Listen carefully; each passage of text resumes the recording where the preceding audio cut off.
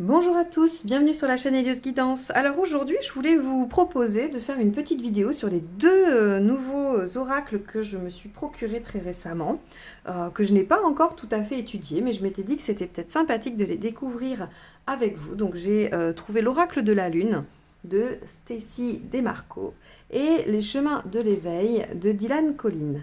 Alors, je vous propose qu'on fasse deux petits tirages avec des tas, on va faire au choix, ok? Si ça vous va, hein. On va faire deux tas avec, on va dire, 3 cartes de chaque. Et vous allez choisir, je vous laisserai le temps. Et ensuite, ben, je regarderai... alors, je vais peut-être m'aider un petit peu du livre, puisque je ne les connais pas, hein, mais c'était histoire qu'on découvre ça ensemble. Et puis, en même temps, si on pouvait recevoir un petit message. Voilà, je trouvais ça rigolo et sympathique de partager ce moment avec vous. Allez, je vais brasser les cartes, je vais faire deux tas comme je vous ai dit, hein. Et puis on ira voir ce que ça nous dit. Allez, hop. Ah, bah, celle-ci elle est tombée. Allez hop, celle-là aussi. Hop. Allez, celle-ci. Les 3 autres pour le tas numéro 1. On y va. Alors, je les ai... avant de faire la vidéo, quand même, je les ai purifiés, magnétisés et tout ça. Hein. J'ai pas, ils sortent pas de l'emballage. Hein. Hop là, celle-ci est tombée.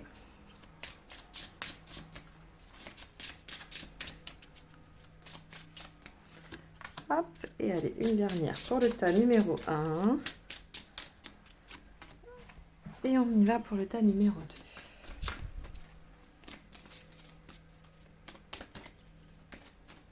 J'ai trouvé des cartes très belles, très jolies. Et ils m'ont happé, vraiment.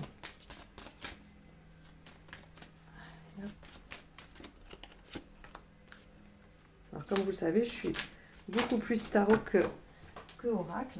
Mais là, j'ai les cartes, je les ai vraiment trouvées. L'illustration est magnifique.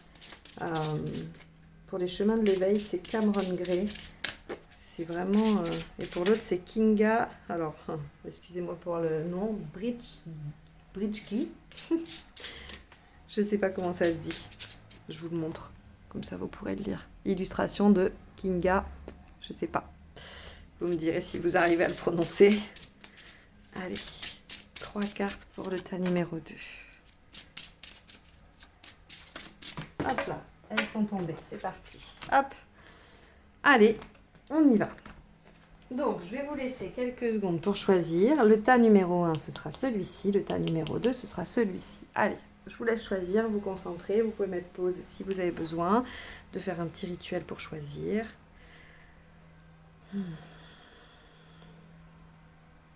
Bon, j'imagine que c'est bon. Allez, c'est parti. On va prendre le tas numéro 1. Hop. Le chemin. Souveraineté. Résistance, carpe diem, le feu, le bonheur. Bon, alors déjà, on pourrait voir un peu qu'est-ce que ça nous inspire tout ça. Hein. La carte numéro 8, le chemin, pour moi, elle est très proche de la carte du 8 de coupe. Vous voyez, j'ai l'impression que ça m'évoque cette quête un petit peu que l'on va chercher, que l'on se dessine un peu un futur et qu'on va vers ça tout en quittant ce qu'il y a derrière. Ça m'évoque un petit peu ça, la souveraineté ici, ça m'évoque un peu l'impératrice qui pourrait vouloir créer quelque chose de nouveau, qui a en elle un petit peu toutes ses capacités de bonne maîtresse de maison ou de bonne organisatrice, et du coup un côté assez créatif. Hein, et là 25, résistance, elle est assez parlante, je trouve. C'est qu'on peut, même dans le moindre petit espoir, dans le moindre petit potentiel, on peut faire naître des choses, hein, parce que même d'une main serrée peut naître de la végétation. Je trouve que c'est assez parlant. Alors on va aller voir du coup un petit peu ce que nous disent ces cartes, on va dire de façon un petit peu plus précise et selon l'auteur. D'accord ? Alors le chemin dit que la voie vous est ouverte et le chemin est éclairé. Tentez l'aventure, suivez le flot et passez à l'action. Soyez courageux et allez de l'avant. Bon, super. Il faut se lancer donc. Hein, si vous posiez la question, est-ce que je vais dans cette direction ou pas, je crois que vous avez déjà une réponse là. Hein. Alors ensuite, la reine lunaire. Vous êtes le souverain ou la souveraine de votre propre vie. Agissez avec grâce et confiance. Vous avez la capacité d'unir les points de vue et les personnes disparates si vous choisissez de le faire. Soyez responsable. Vous êtes puissant, agissez comme tel. Vous voyez, il y a quand même une légère connotation avec l'impératrice, hein, avec cette notion de pouvoir. Donc vous pouvez fédérer en fait, c'est-à-dire que vous pouvez avancer sur ce chemin-là hein, que vous souhaitez mettre amorcer ou démarrer quelque chose. Et là, il y a cette possibilité de fédérer les gens autour de ce projet, hein, autour de ce que vous voulez. Donc, et d'obtenir un peu gain de cause finalement, hein, quel que soit le domaine. Alors, résistance. Familiarisez-vous avec les manifestations de résistance en vous. Si la vie vous claque constamment la porte au nez, retournez-vous. Il y aura normalement une porte ouverte. La procrastination n'est qu'une forme de peur. Continuez d'avancer avec confiance et persévérance. Bon, bah, clairement, on vous dit, n'attendez plus, parce que là, tout est ouvert, allez-y, foncez. Là, vous avez les moyens de fédérer autour de vous. Et si vous rencontrez un obstacle, c'est pas grave. Regardez à droite, à gauche, est-ce qu'il n'y aurait pas un autre passage ? C'est pas mal ça, hein. Si vous vous posiez la question, par exemple, si c'est sentimental, est-ce que je dois foncer dans cette relation? Là, on a une réponse qui nous dit oui. Si on doit foncer dans un projet, la réponse est également oui, hein. Alors, on y va ensuite pour les cartes. Alors, carpe diem, évidemment, on a cette notion de profiter, hein, du fait que, voilà, il faut aller un peu là où la vie nous porte. Allez. L'enseignement vous invite à vous ancrer dans l'instant, car finalement, le temps est relatif. L'amour y est un moyen de prospérer, ce moment présent infini, tout comme il sait rendre immortels les êtres que l'on endeuille. Avec cet enseignement, il est question d'instant, d'amour, de deuil, d'émancipation, de réparation. Vous voyez, on vous dit, quel que soit ce qui vous empêche d'aller vers ce chemin-là, d'entamer cette route-là, il faut le laisser derrière, laisser le passé derrière, profiter de l'instant présent, aller en direction de ce qui vous émeut, de ce qui vous fait bouger, quoi, hein. C'est bien ça. Très bien. Alors, 30. Le feu. Ah, le feu, on est dans l'action normalement, hein. On est vraiment dans l'action. Alors, eh bien oui, ça vous invite à ranimer la flamme, à remettre de la chaleur dans vos relations, à réchauffer votre cœur.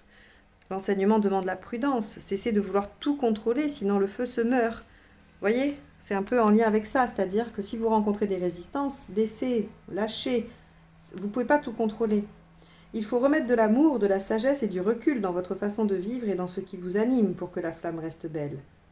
Le feu, ici, s'apparente à ce qui vous anime, à ce qui vous fait vibrer. Il faut la bonne intensité, pas trop brûlant, mais pas éteint. Le feu est une énergie puissante qui sait nous faire passer de la bienveillance à un incendie de colère. Le bon ingrédient est l'amour. Bon, alors, il faut doser, il faut être à la fois puissant, à la fois jauger un peu ses efforts et remettre de toute façon de la passion, hein. Donc, c'est-à-dire que ce chemin-là qui se présente à vous, ce projet qui est faisable, s'il vous fait vibrer, il n'y a pas de raison, quoi. Enfin, il faut foncer droit devant.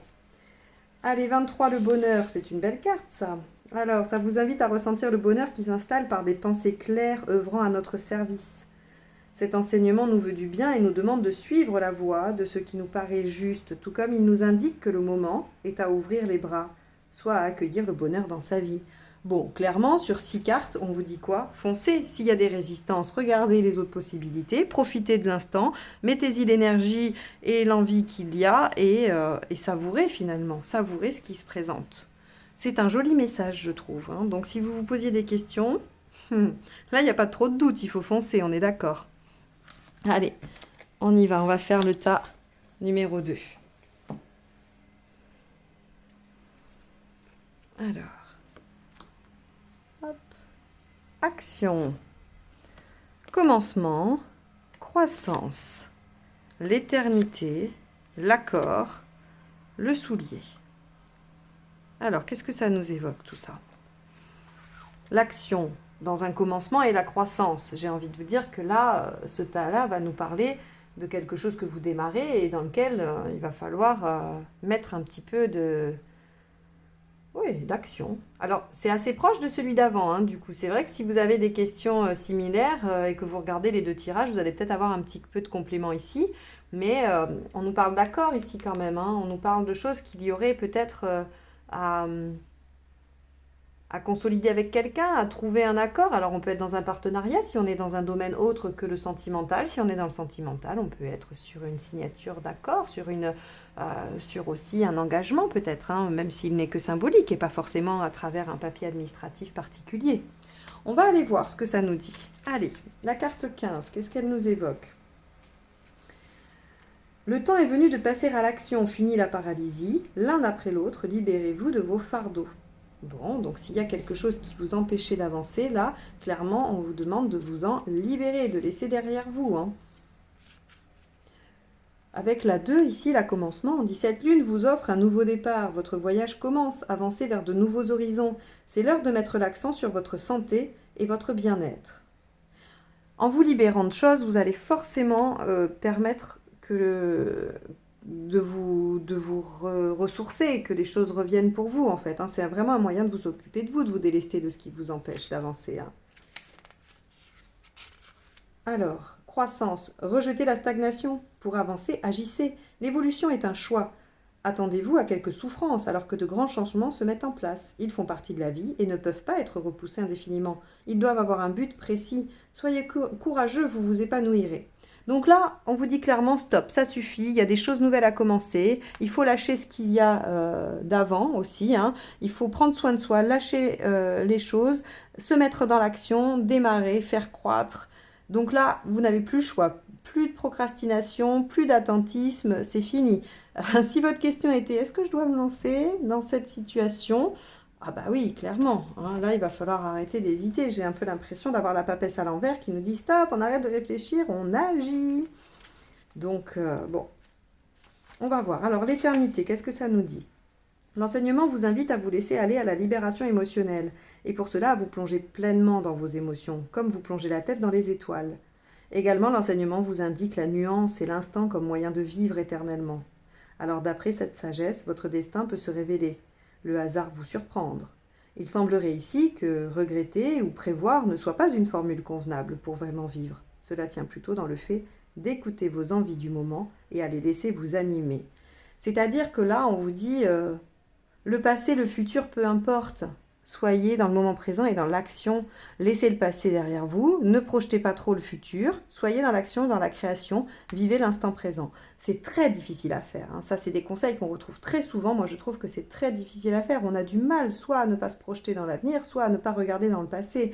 C'est très compliqué. Ça demande, à mon avis, à mon sens, une grande sagesse. Hein. C'est un long travail sur soi que d'arriver à vivre dans l'instant. On peut le faire sur un temps court, mais être constamment dans cet état d'esprit, je suis admirative de ceux qui pourraient y arriver. Hein. L'accord. Alors, l'enseignement vous invite à vous permettre et à vous définir, à illuminer le monde et les autres. Il aide à conscientiser que vivre n'est pas une question d'âge, mais d'existence, et donc d'être pour une raison avec un sens, afin de prendre sa place. Cet enseignement indique qu'il est le moment de briller. Or, il n'est jamais trop tard pour rêver, pour accueillir l'amour partout autour et ainsi réussir à se surpasser. Le contrôle, le pouvoir, bien souvent éteignent la lumière. On vous dit de lâcher prise encore là aussi. Hein. Donc, c'est assez intéressant parce que là, clairement, selon votre question, on vous dit mais foncez, allez-y quoi. Et puis, peut-être que vous vous demandez si c'est pas trop tard ou si vous n'êtes pas trop vieux ou trop vieille pour ça. Eh bien là, on vous dit clairement non. C'est pas du tout ça la question. Là, la question, ça va être l'énergie que vous allez être capable de mettre en place pour avancer dans ce projet, dans ce qui vous préoccupe, hein, dans ce à quoi vous pensez au moment où vous écoutez ce tirage. Hein. Allez, on y va. 31, le soulier. Alors, l'enseignement vous invite à prendre conscience de l'importance de l'action dans la démarche d'avancement. La passivité nous dit l'enseignement n'est pas une option s'il est question de changement.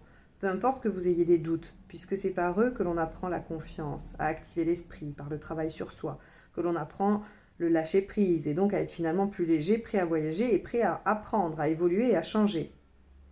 Mais attention aux certitudes, aux choix confortables, car ils permettent, selon l'enseignement, d'animer la masse, soit le corps seul, mais comme quelque chose de lourd qui aurait du mal à prendre quelque hauteur et qui pourrait difficilement trouver à se déplacer.